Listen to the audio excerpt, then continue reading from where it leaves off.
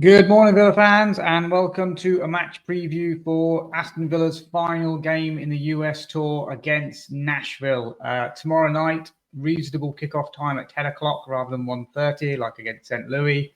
So I will be staying up for this last game to see how we get on in the final game. It's been an interesting kind of tour where Emery's been trying out different kind of styles of play, different formations, obviously giving some youngsters some opportunities as well that he's already said maybe don't figure in his long-term plans for the season, but just to see what they're about. And also it's a chance for players to put themselves in the shop window, because obviously we are looking to, sell some players. So the likes of Buendia, for one example. Leon Bailey could be another one. Alex Moreno is on the tour. These are all players that are going to be in the shop window. Villa are looking to offload. And also, could it represent a last chance for someone like Buendia, who can be a good player, but, he hasn't fully kind of come back to Villa the same sort of player that we had since the injury. And obviously, his place in the team has been rightly taken by the emergence of Morgan Rogers. And Buendia can really play just in that 10 position. So, yeah, it could be last chance saloon for Buendia in Nashville, because I get the impression with the last three friendly games against Roma, Marseille and Villarreal that Emery is really going to want to sort of start to embed his ideas and his formation and the players that he wants to see in the lineup. So this could be, last chances for someone like Buendia, Alex Moreno to say, hang on, I've still got a chance here. I've still got legs. I can still do the job.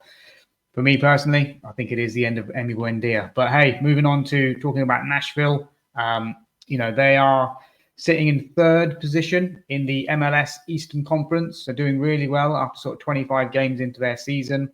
They have a stadium that holds 30,000, so slightly bigger than the St. Louis one. 25 games in, as I mentioned. So their record at the moment is 14 wins, 5 draws, and 6 losses. They have the second best defense in the Eastern Conference as well, with just 26 goals conceded in 25 games. And they're just 3 points off top place, who I think is Philadelphia in top position. So not as though they're miles away from that. And they could, they'll be a strong outfit. They'll definitely be a stronger team than St. Louis, for sure, because St. Louis were like second bottom in their conference. And they gave us a bit of a game, not too much of, not too much of a fright, but, I think Nashville will be a last game, would be a good challenge for us, because they're flying high in their league and their confidence is high and, things like that. So, it'll be interesting to see how we get on tomorrow. There's a couple of players that I wanted to sort of pinpoint from Nashville as danger players, as I always like to do. The first player that I've got is a 30-year-old sort of playmaker, plays in the number 10 role, is a guy called, I think it's Hani Mukhtar, who is he's German/Sudan. So that's his sort of nationality. He was capped at German under-21 level many years ago. He's now 30 years old. He did get 3 caps for the German under-21 squad all those years ago. And Nashville picked him up in 2020 for 2.7 million from Brøndby in Denmark. And he's also played for the likes of Benfica as well. So, he has some European pedigree, you could say. Impressive MLS record since 2020 when he joined. He's played 170 games and has 77 goals and 45 assists. And that's his big thing. He's got 11 assists already this season. 11 goals this season and 8 assists this season. So he's someone that is going to be a danger. He likes to just play off the front man, pick up pockets of space, likes to dribble, likes to shoot, get in the box. So he'll be someone that we need to keep a close eye on, Hani Mukhtar. So have a look out for him. And then the other player that I wanted to pinpoint is someone that has played in England before. He is English. Sam Surridge. Some of you guys might remember him sort of championship years.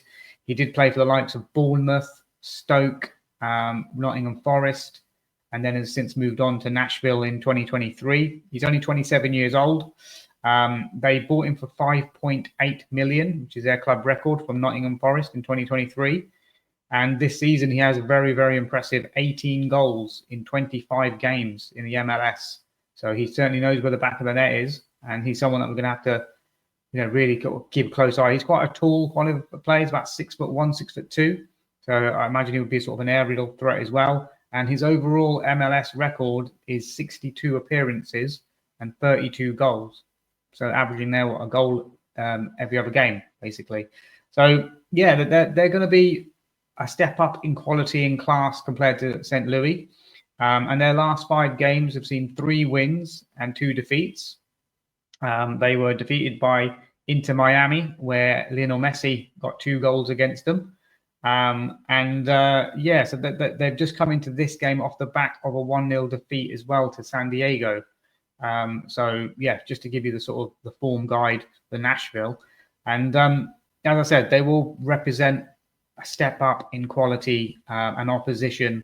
And it's probably a good way to end our kind of US tour as well, by playing someone who's on the up, 3rd in their league, and will, prove to be a good opponent. And then obviously we've got the Roma game coming up on Wednesday. So that comes around quite quickly.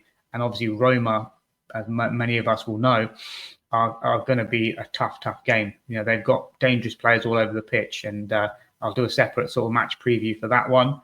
But yeah, just wanted to jump on for sort of 5-6 minutes and just to let you know a little bit about kind of Nashville. And I'll jump back on again and sort of do a match reaction after this. And hopefully we're wrapping up the US tour with 3 points. Hopefully we're going to see some more different goal scorers rather than just Watkins and Rogers. Hopefully we can see the likes of Bailey, maybe Marlon chipping in with a goal, not just an assist.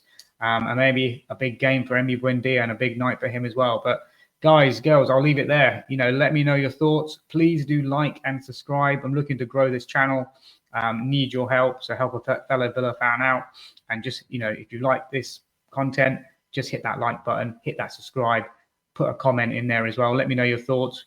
Score predictions. Don't usually do it in pre-season, but I'm going to go with a 3-2 Villa win. There you go. A close game, but Villa to kind of nick it towards the end. Anyway, guys, I'll leave it there. Enjoy the rest of your Friday. Speak to you all soon. Bye-bye.